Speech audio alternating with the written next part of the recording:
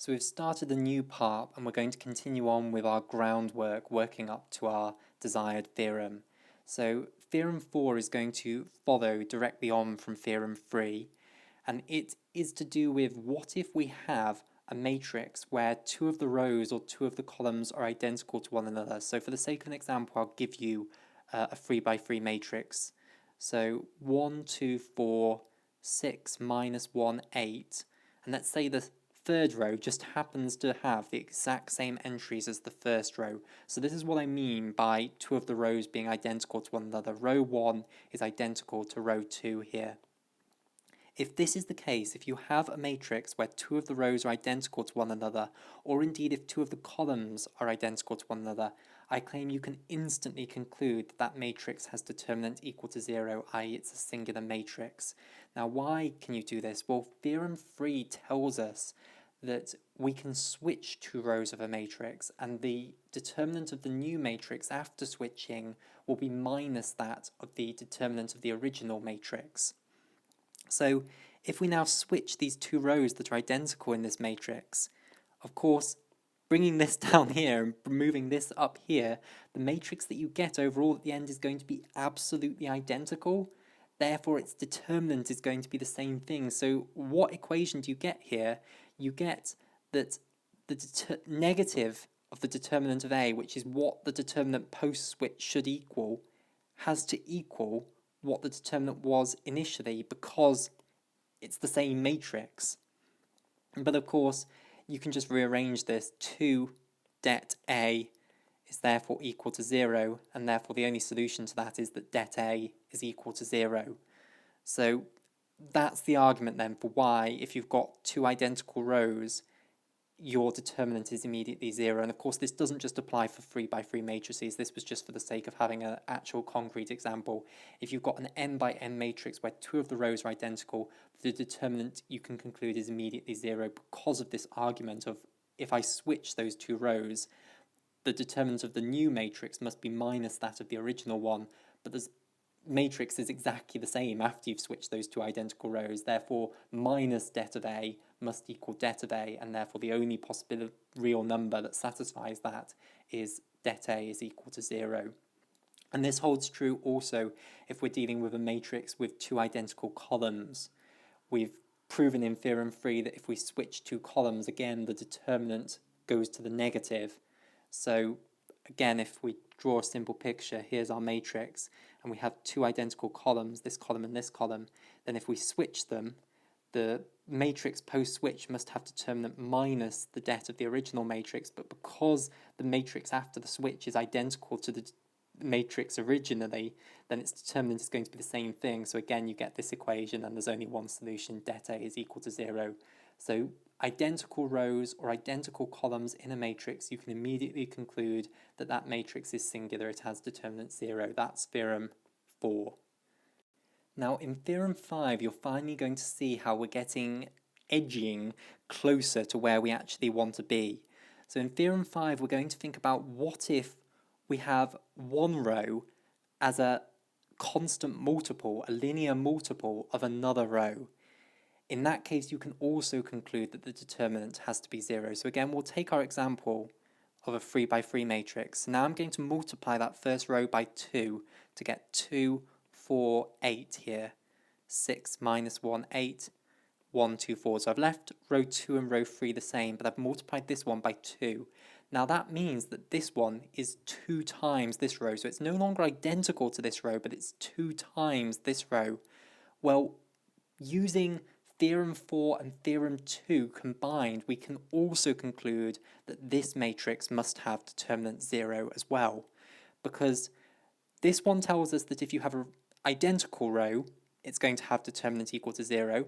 And Theorem 2 tells us that if we multiply a row by a constant, which is exactly what we've done here, we've just multiplied it by 2, then that new matrix will have determinant, the constant, in this case 2, times the determinant of the original one, but the original one has determinant 0. So if you have a matrix where you have one row as a scalar multiple of another row, you can immediately conclude that that matrix has determinant 0, and likewise for columns. So writing this out more abstractly without the example, if we have our n by n matrix and we have one row here and we have another row here, and this row, this second row, is just lambda times this one. So I might make this the red row here. So this is just lambda times the red row. You can conclude that this matrix must have determinant 0 by the argument that I've just given, i.e. that if this was identical, so if this row and this row were identical to one another, the determinant of that matrix would be 0. And now applying theorem 2, if we just multiply this row by a scalar constant, the determinant of this new matrix must just be lambda of that original matrix, but that original matrix has determinant 0, so lambda times 0 is 0, so its determinant is also going to be 0. And likewise the same follows for columns. So if we have our n by n matrix and we have two columns here, and this one here is just lambda times this one, or think about having the matrix where you have two identical columns there, then we know that has determinant 0. Again, we know that if we multiply this column through all the entries in there by lambda, the end result is that it's just lambda, the determinant is just lambda times the determinant of the original thing. The original thing has determinant 0, so lambda times 0 is 0. So again, you can conclude that that's going to have determinant 0 and be a singular matrix as well. So this is edging closer to where we want to be in terms of linearly dependent rows and columns, because you look, we've got this one as a linear multiple, a direct linear multiple of a single other row, and we're seeing how in that case it gives you singularity, it gives you a determinant 0. So we're edging closer to proving that if the rows and columns are linearly dependent in more complicated ways, that also that will imply that the determinant is 0. So Theorem 6 now, and you'll be relieved to know that Theorem 6 is the last of the groundwork theorems. And Theorem 6 is another absolutely beautiful one. It's the one that pretty much says that we can do a huge part of Gaussian elimination on a matrix without actually changing what its determinant is equal to. Specifically, what it says is that if you start off with a matrix and you select two rows, or indeed the same thing holds true for columns, but we'll look mainly at rows as we've done throughout, and then we'll see how the same thing holds true for columns. So if you select two rows and you're going to alter the matrix by adding a scalar multiple of one of the rows to the second row. Once you've done that and you've got this new matrix, this altered matrix, its determinant will be the same as the determinant of the original matrix. So adding a scalar multiple of one row to another row, or indeed a scalar multiple of one column to another column, doesn't change what the determinant of the matrix is. That is Theorem 6. So let me write this out in more detail. So if we have our n by n matrix here, and let's take two rows. So just for purpose of an example, we'll take row 4 and row 7. So here is row 4, A41, A42, all the way up to A4n. And then row 7 is here, A71, A72, all the way up to A7n. And I am going to construct a new matrix by taking some constant, which I'll call lambda, multiple of row 4, and adding that onto row 7. And I'm going to add component-wise, so lambda times this is going to get added to this, lambda times this is going to get added to this, lambda times this is going to get added to this. So drawing out the new matrix that you're going to get then, I'm going to need to make it quite big, because these entries in row 7 are going to be large now. So row 4 firstly, here are the entries in row 4, and I'm spacing them out deliberately, A41, A42, all the way up to A4n. And now in row 7, the entries are going to be A71 plus lambda A41, that's the first column entry. A72 plus lambda A42 is going to be the second column entry, all the way up to A7n plus lambda, and even though I've tried to leave loads of space, I still have run out of space. There is A7n plus lambda A4n. So this is my new matrix where I've taken row 7, the original row 7, and I've converted it by adding a constant multiple of row 4 to it. And this could be a positive constant, it could be a negative constant, it can be any real number you like. And apart from those alterations, all the other rows have remained exactly the same. Now my claim is that after I've done this, this matrix will have the same determinant as this original matrix. So how can I show you that? Well, the way I can do it is by considering doing Laplace expansion around this row here. So circle it in blue. We're going to do Laplace expansion using this row. So let's start off with this entry here, and of course we're always going to be comparing it to Laplace expansion of the original matrix using this row as well. So we'll be starting off with this entry here. So actually, let's do the initial matrix first, because it's simpler. So we'll have that entry, A71. We don't need to worry about whether it's plus or minus. In this case, it will actually be a plus, because 7 plus 1 is going to be even, so it'll be minus 1 to the power of 8. So it will be plus, but it doesn't matter. In general, we could be dealing with any two rows here. This is just for the purpose of an example. So it will have some plus or minus. The point is that the plus or minus will be exactly the same over here. That's why we don't need to worry about it. Times the determinant of its reduced matrix. So get rid of this column, get rid of this row, take all the entries that are left, that reduced matrix. Over here, that first bit will be this coefficient, so A71 plus lambda A41, again with a plus or minus, but what we know is that that plus or minus will be the same as this plus or minus, times the determinant of the reduced matrix. And we don't need to worry about that reduced matrix, because that's exactly the same as the reduced matrix over here, because none of the other rows have been changed, only this one. And this one isn't part of the reduced matrices. So again, we can guarantee that that bit there is exactly the same as that bit there. And of course, this argument continues. For that next one along, we'll have plus or minus A72 times the determinant of its reduced matrix. Here, we'll have plus or minus A72 plus lambda A42 times the determinant of its reduced matrix. And again, what we know is that plus or minus there will be exactly the same as the plus or minus here, and the determinant of this reduced matrix will be exactly the same as the determinant of this reduced matrix over here. And this is going to continue on, this argument, throughout the entire thing. So then what you can do is just expand these brackets, and you'll get, in each case, you'll get the A7 bit plus this bit. So, of course, this bit and this bit are going to correspond completely to the bits over here. So we actually just need to look at this other thing that we've got, the lambda A41 times this determinant plus the lambda times A42 times this determinant. So writing this out in a bit more detail, what I'm saying is that this thing here is going to be det A, i.e. it's going to be this great big sum that you've got here, which comes from all of these bits, plus, and then you're going to have this other part, which is you have the plus or minus again, lambda A41 times that determinant of that reduced matrix. Then you'll have plus or minus lambda A42, the determinant of that reduced matrix. And it goes on, of course, all the way up to plus or minus lambda A4n, the determinant of the relevant reduced matrix. But all of this thing that you've got here, this is actually the determinant of another matrix that we can imagine. We can imagine thinking about this matrix. So it's going to be exactly the same as this matrix that we've got here. All the rows apart from row 7 are going to remain the same.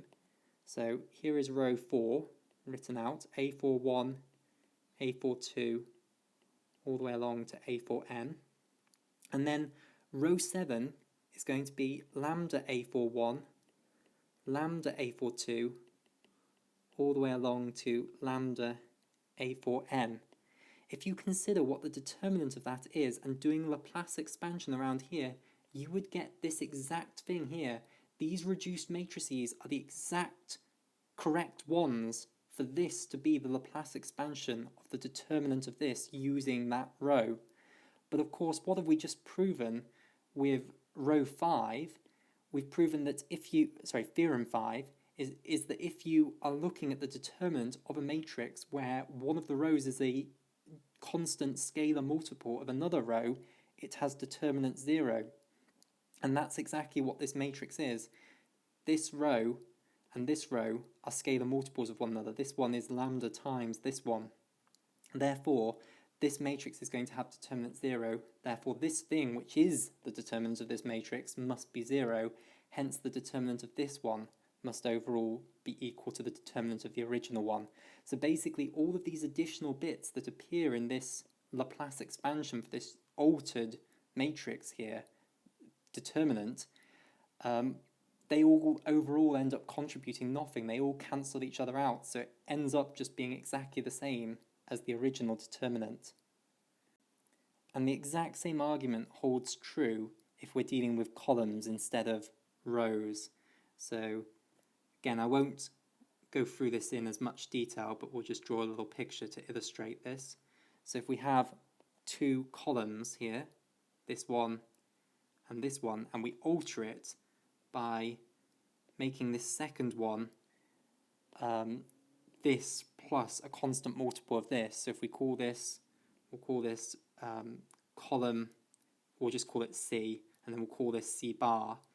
And now this one remains the same, but this one has become the original one, C bar, plus lambda times the other column that we've labelled, this one.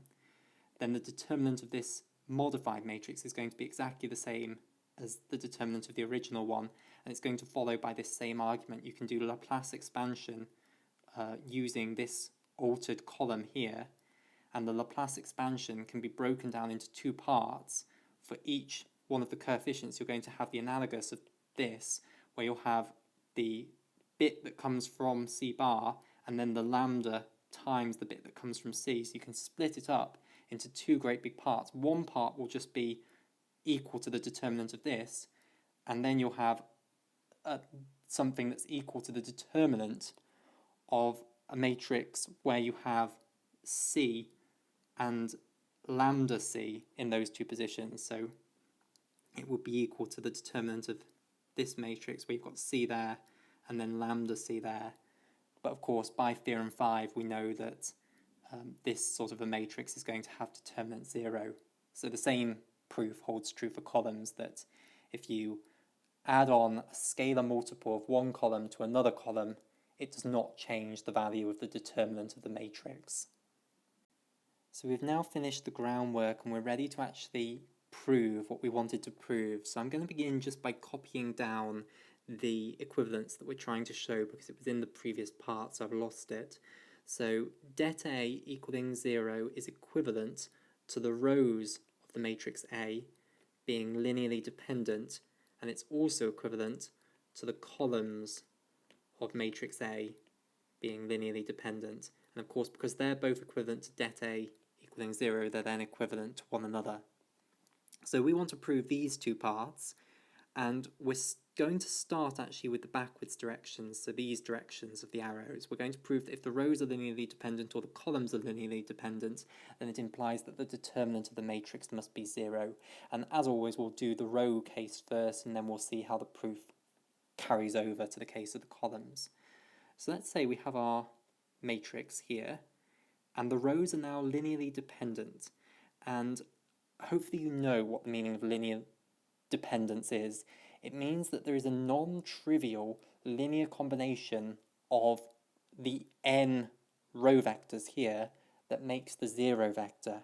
Now that is equivalent to saying that one of these row vectors can be written as a linear combination of the other ones. So it's not linearly independent from them, it's built out of a linear combination of the other ones. So let's say, for the sake of example, that it is row 7 that we have written as a linear combination of the other rows. So it is some constant times row 1 plus some constant times row 2 plus etc., where we're adding components of the vectors here. The C's are constants, they're just real numbers, scalars, but the rows are obviously now row vectors. So when we're adding these together, we are doing vector addition, we're adding component-wise. So, and this will continue up to Cn row n. So the only one that won't be included in there is row 7 itself won't be included in this. Now, not all of them are necessarily non-zero coefficients here. Some of these coefficients might be 0, but some of the other ones are going to be non-zero. So this is what the rows being linearly dependent means, that I can write one of the rows as a linear combination of the other row vectors. Now here's the problem. This is why this is going to lead to the determinant of this matrix being 0. So if we call this matrix determinant det A, what I can do using Theorem 6 is I can imagine gradually taking off linear multiples of the other rows from row 7. So for example, I can imagine taking off C1 times row 1 off of row 7.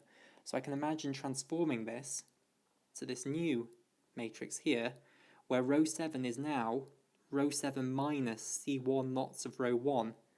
And again, this is component-wise, so it's effectively going to get rid of this part.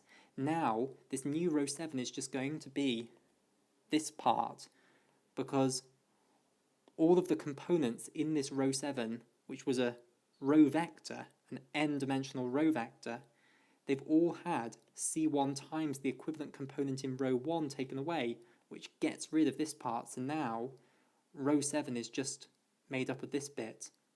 And what we know from Theorem 6 is this is just, C1 minus C1 here is just a constant. That's our lambda. So it's plus minus C1 row 1. So we know that this thing's determinant is going to be the same as the determinant of the original one. But now what we can do is do another transformation of this matrix, change it again. Take what we have here and take now C2 times row 2 away from it. So that means that our new row 7 in this new matrix is going to be row 7 minus C1 row 1 minus C2 row 2. And to get that, all we've done is taken added a linear multiple of row 2 onto this row here. So again, we can apply Theorem 6 and say this thing's determinant will be the same as this thing's determinant, but we already know that this thing's determinant is the same as this thing's determinant.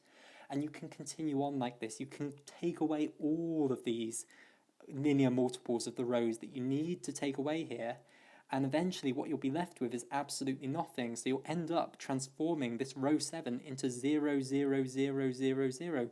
But all of these things that we've done, these alterations that we've done, don't change the determinant. So that means that this final matrix we end up with, where we have got zeros in that entirety of row 7, must have the same determinant as this original matrix. But we know from Theorem 1 of our base work that any matrix with a row of entire zeros is going to have determinant equal to 0, and therefore the original matrix must have had determinant equal to 0. So that is this bit that I'm over penciling in red here. That bit is proven. Now let's prove this bit here, that if the columns are linearly dependent, it also means that the determinant is going to be 0. So it's the exact same argument, just in terms of columns now. So again, we'll do this slightly less thoroughly than we did the rows. So if the columns of our matrix A are now linearly dependent, then that means that I can write one of them as a linear combination of the other ones. So let's say it is this column here, so it can be written as a linear combination of the other ones. Just as I did before, I can now take away the necessary multiples of the other columns so that I gradually turn this into 0. So if we call this, for instance, column M is, and using C is a bad idea because we've used C as coefficients, but we'll change the coefficients to being lambdas. So column M is lambda 1 times column 1 now, plus lambda 2 times column 2, plus etc. all the way up to lambda n column n, where of course not all of those coefficients have to necessarily be non-zero. Some of them you might need no contribution from. But there is this linear combination of the other columns, so this doesn't involve column n, that makes column m. And now what we can consider doing is transforming it gradually, this matrix, to take away linear multiples of the other columns. So take away lambda 1 times column 1 from here. So make this new column, and it'll just be made up of the rest of this now. So this transformed column is going to equal that. And by Theorem 6, we know that this won't change the determinants. This modified matrix has the same determinants as the original one. But then we can modify it further now. We can imagine taking away lambda 2 times column 2 to get this next matrix. And its column M will just be made up then of this bit here. And again, taking away lambda 2 times column 2 from this column 7 here isn't going to change the determinant. So this thing is going to have the same determinant as this one, which we know has the same determinant as this one. And we can continue on like this. We can take away all of the necessary multiples of the other columns to reduce this to a column of zeros, and by Theorem 6 that won't change the determinant of this matrix. But then we end up with a matrix with a column of all zeros, and we know from Theorem 1 that any such matrix will have determinant 0. So the final thing we end up with has determinant 0, but then we know it's equivalent to all of these in-betweens, and indeed equivalent determinant to the original matrix, and therefore you can conclude that the original matrix must have had determinant 0 as well. So that concludes that bit of the proof as well. So we now know that if we have a matrix where the rows or the columns are linearly dependent, you can conclude that the determinant of that matrix is going to be equal to 0. What we now want to do is the reverse direction, show that if the determinant is 0, we can conclude that both the rows are linearly dependent and the columns are linearly dependent. So again, we'll start with det A equaling 0, and we'll prove that the rows must be linearly dependent, and then we'll see how the same argument applies to the columns. Now, this is a little bit tricky because it's going to involve Gaussian elimination, which is always difficult to explain for a general n by n matrix. So I think I will be reduced to having to use an example of a 3 by 3 matrix for this, and then I'll talk about how this strategy is going to generalize up. So we start then with the assumption that our matrix has determinant equal to 0. And we're going to actually do a proof by contradiction. So we're going to assume the opposite of what we want to prove is true and show that it leads to a contradiction, and therefore we will know that it must be true. So the opposite of this is that the rows are linearly independent. So we will make that assumption and show that it leads to a contradiction. So this is our other premise for purposes of contradiction. Rows are linearly independent, meaning that it is not possible to write one of the row vectors as a linear combination of the other row vectors, and it is not possible to find a non-trivial linear combination of all the row vectors that equals the 0 vector. So, how is this going to lead to a contradiction? Well, it leads to a contradiction through Gaussian elimination, because we know, thanks to Theorem 6, that we can do a huge part of Gaussian elimination without changing the determinant. So what we're going to do is we're going to take our matrix with all linearly independent rows, we're going to perform some Gaussian elimination on it, and we're going to eventually get to a stage where we can say what the determinant of this is going to be, and it's really obvious then that it's not going to equal 0, hence it contradicts the determinant equaling 0. So we prove that if the rows are linearly independent, it implies that the determinant can't be 0, and therefore if the determinant is 0, it must be the case that the rows are linearly dependent. So I'm going to do this through firstly an example of a 3 by 3 matrix just to illustrate some Gaussian elimination. So I'm just going to make the entries of this 3 by 3 matrix up. So 4, 3, 9, let's say -1, 2, 7, and I should pick nicer numbers than these, 8, 3, -2, let's say. This might end up being an absolute computational nightmare, but we'll see. So what I want to convince you of firstly is that we can do a lot of Gaussian elimination without changing the determinant. So for example, I can alter this matrix by subtracting off a quarter of this row from this row, and it won't change the determinant of the matrix by Theorem 6. So I'm going to leave row 1 the same, and I'm now going to, in fact, not subtract because it's a -1 there, I'm going to add a quarter. So adding a quarter of this row onto row 2, quarter of this gives me 1, so that cancels with the -1. So Gaussian elimination is all about making as many zeros as possible. Then we're going to have 2 plus 3/4. Gosh, that goes to 11 over 4, I think. And this is why I'm really wishing I'd thought through these numbers before starting, but never mind. Then we're going to have 7 plus 9/4, which I might just leave as 7 over 9 plus 9 over 4. And then we can also modify it further. If you like, we could split this into 2 steps, but I'm going to just do it as 1 step. We can also add on or subtract off 2 times row 1 from row 3. And again, that will get rid of that 8. Then we'll have 3 minus 2 lots of 3, which will give -3. And then we'll have -2 minus 2 lots of 9, which will give -20, I believe. So this new matrix that I've got through 2 bits of Gaussian elimination there will have the same determinant as this original matrix, because all I have done is add on linear multiple of row 1 to row 2 and row 3, and by Theorem 6 that doesn't change what the determinant is equal to. Now we're going to do some more Gaussian elimination.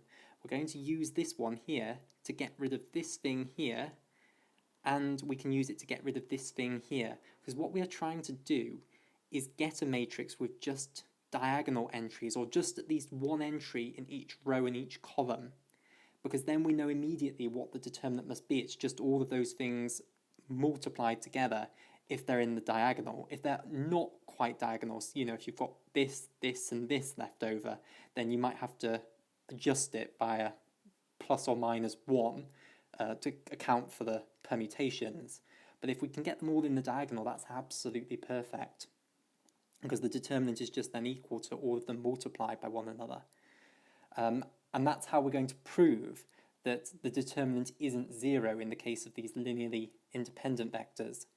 So carrying on here just for a bit, so we're going to leave that column the same. What we are now doing is we're going to subtract off a multiple of this row from this row, and we want to subtract off the correct multiple that will make this entry in here 0. And this is why numbers are getting really horrible now. So we need to multiply 11 over 4 by the correct thing to get -3.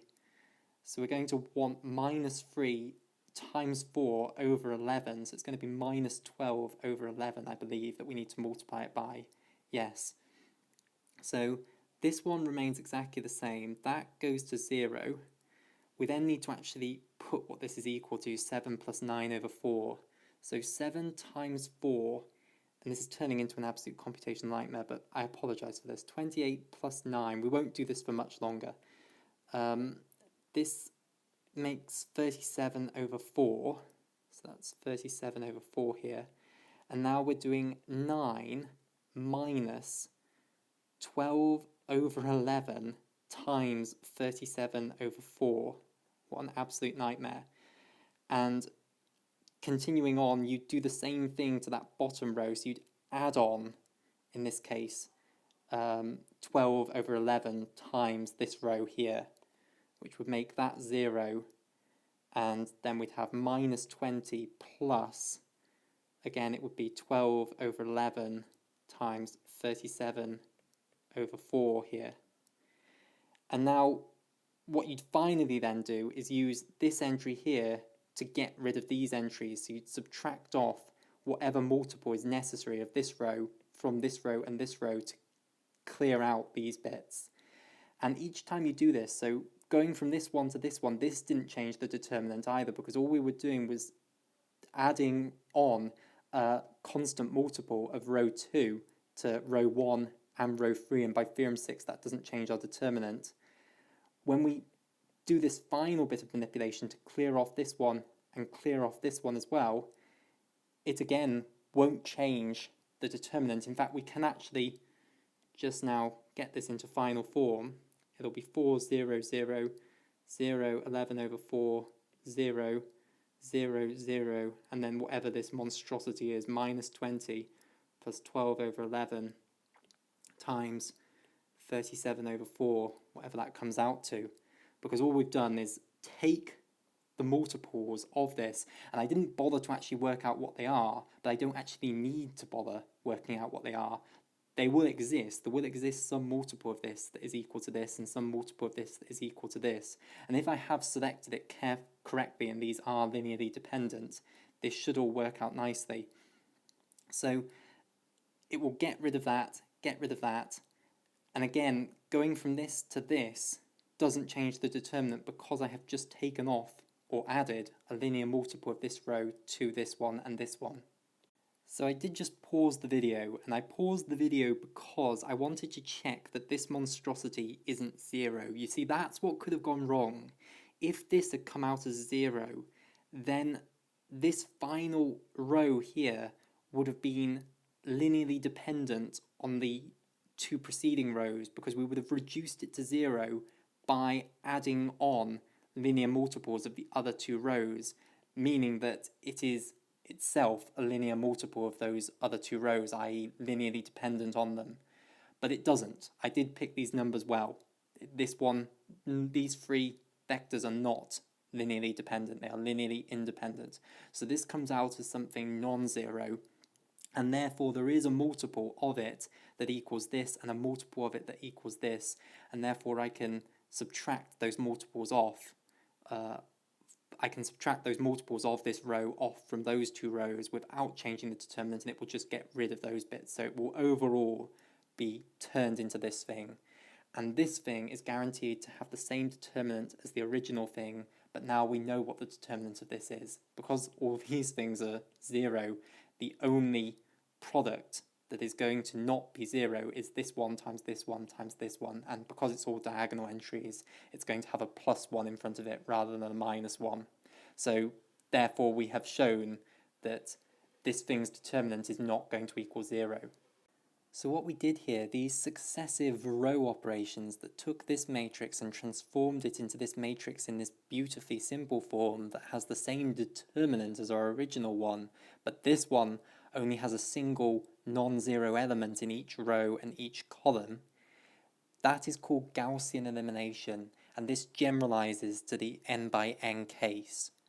So if we now consider an n by n matrix, so we'll have our first row here, A11, A12, all the way up to A1n, A21, A22, all the way up to A2n, all the way down to AN1, AN2, ANN, and we are trying to prove that we get a contradiction if we assume that this has determinant 0 and the row vectors are linearly independent. Well, if the row vectors are linearly independent, we can do Gaussian elimination and get it into a form like this. So it might be the case that if you go to this first row, ideally when you do Gaussian elimination, if it's playing nicely, you will have a non-zero entry here, and you'll be able to use your first row to get rid of all of these entries in the first column here, or reduce them to zeros. More generally, that might be 0, but at least one of the entries in column 1 is guaranteed to be non-zero, because if they were all 0, then that would mean that these row vectors here are effectively living in an n-1 dimensional vector space, but then you've got n of them. So you've got n vectors living in an n-1 dimensional vector space. They can't possibly be linearly independent. At most, in an n-dimensional vector space, you can have n linearly independent vectors. So in an n-1 dimensional vector space, you could have at most n-1 linearly independent vectors. The moment you put in another one, it's guaranteed that that set will now be linearly dependent. So it would contradict them being linearly independent if all of these were 0. So one of them is guaranteed to be 0. Indeed, in every single one of the columns, one of the entries has to be non-zero for that same argument, because we're assuming they are linearly independent. So find the entry that is non-zero. It could be this one. And what you're going to do is use it to make sure that all the other entries in that column are zeros. And you'll do that by subtracting off the necessary multiple that you need of this row from the other rows to make these entries in the first column 0. And once you've done that, we know, of course, that it won't change the determinant of the matrix. So just to draw a picture of what this might look like, if we say that that's the element that we're going to use, because let's say this first one was 0, so we couldn't use it, then what we'll end up with is, oh, I meant to get rid of that. So that's gone to 0 now. So you'll have 0 here, A2, 1, and then everything, in fact, in that column will now be 0. And now you've got some other entries. We don't necessarily know what entries we've now got in these other positions. Now we said A11 was 0, so that means we won't actually have had to take anything off row 1, so it will still remain the same.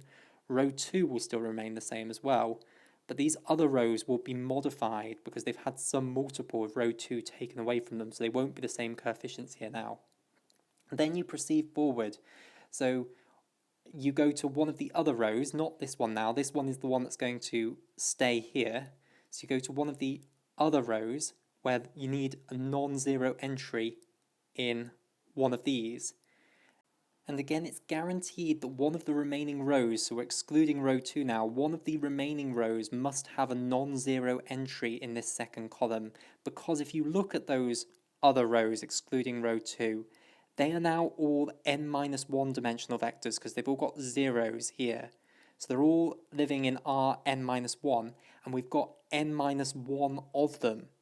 Now, they're all going to be linearly independent because the original ones were linearly independent. So if they've suddenly become linearly dependent, then it will imply that the original ones were linearly dependent as well. So they must still be linearly independent.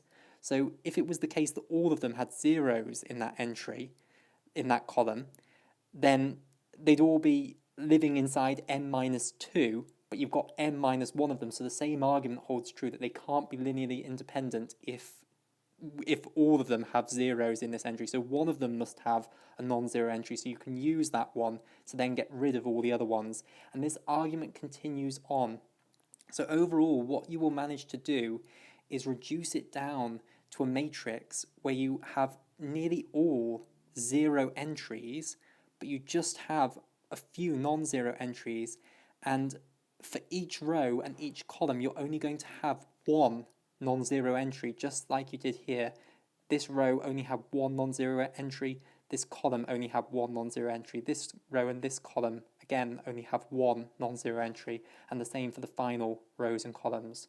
So Gaussian elimination means that you can turn this matrix into something like this, and the linear independence means that you can do this. If they were linearly dependent, you wouldn't be able to do this. At some point, one of the rows would turn into all zeros because you would have subtracted off the linear combination of the other rows that made it up. If they're linearly independent, that's never going to happen, because if it did suddenly become all zeros, then that means that you've subtracted off a linear combination of the previous rows and turned it all into zeros. Therefore, it was a linear combination of the other rows, so it would have been linearly dependent. So the fact that they are linearly independent, the row vectors, means that you're going to be able to do Gaussian elimination to the end, and you're going to get something in this form where you have one non-zero entry in each row and each column. Now, it won't necessarily happen in this beautiful way like so. They might not all be in the diagonal positions, they might be in off-diagonal positions like we had in this case here, where we couldn't use this first entry that we would have liked to use for getting rid of all the other entries in the first column. But nevertheless, the determinant will be the product of all of those things, because that's the only product that's going to be non-zero, and then you just have to put the correct plus or minus sign in front of it. Overall, what you can conclude, though, is that that product, that determinant, is going to be non-zero. So I hope what I have tried there to communicate, and it is difficult, Gaussian elimination is something very difficult to explain in the general n by n case, but the reality is, if the rows are linearly independent, then you can perform Gaussian elimination to eventually end up with a matrix that is in some form like this. So in the ideal world, it will be of this form, where all the off-diagonal terms are zeros, and then just the diagonal terms are non-zero elements. In the more general world, it won't be like that. It might be that you have one entry there, you have one entry here, you have one entry here, one entry here, one entry here. They might be dotted all over the place, but it will be in a form where each row and each column has only one entry in it, one representative. And therefore, when you find the determinant of this final matrix, it's just going to be the product of all of those things. That's the only product that contributes to the determinant that is non-zero. And you just need to make sure that you get the plus or the minus sign correct if they're not in all the diagonal positions. So if the vectors are linearly independent, then you can do Gaussian elimination, and therefore you can prove that the determinant is going to be non-zero, because all of this Gaussian elimination, all of these row operations we did as part of the Gaussian elimination, they don't change the determinant. Therefore, the determinant of this final thing is going to be the same as the determinant of the original thing. So the original thing's determinant cannot have been zero. So it contradicts this assumption. So if the determinant is zero, this cannot have been true because it leads to that contradiction. So the rows of the matrix must have been linearly dependent vectors. And the exact same thing holds true for columns as well. If we started with the assumption that the det was zero, and it's really been a long day, so we start with the assumption that the columns are linearly independent, then again, you're able to do Gaussian elimination. You can do Gaussian elimination just as well with columns as you can with rows. We very rarely do it in the column way, but you could do it. So in this example, what we would have wanted to do is take this column here, and then we would have used it to turn these two columns into the form where they have zeros in these positions.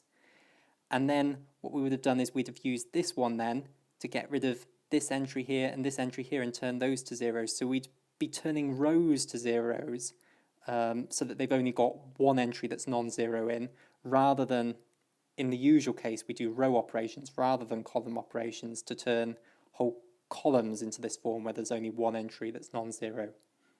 So just to show this in the case of that 3 by 3 matrix, so if we put this here, so 4, 3, 9, minus 1, 2, 7, 8, 3, negative 2.